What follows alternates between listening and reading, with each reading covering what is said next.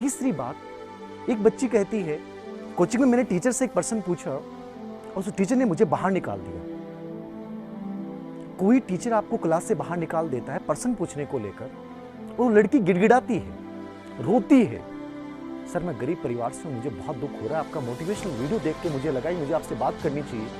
मैंने उससे कहा कि आंसू है ना, ये बहुत बेशकीमती है, किसी के सामने रोने की जरूरत नहीं है, गिड़गिड़ाने की जरूरत नहीं है। यदि आप में आत्मसम्मान है तो जिस इंसान ने आपको क्लास से बाहर निकाला है, आप में इतना दम होना चाहिए कि एक कमरे में बंद होकर इतनी गजब की तैयारी करो।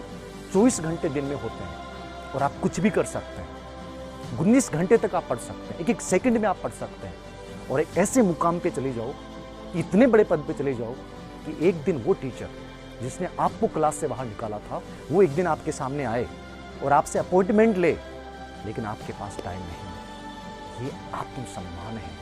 किसी के सामने रोइए मत, रिश्तों की भीख मत मांगिए। जितना गिड़गिड़ाएंगे लोग आपको कुचलते हुए जाएंगे। इस दुनिया में सफलता से बड़ा आत्मसम्मान कुछ नहीं हो सकता। और इसके लिए आपको उदाहरण याद रखना है कौटिल्य का।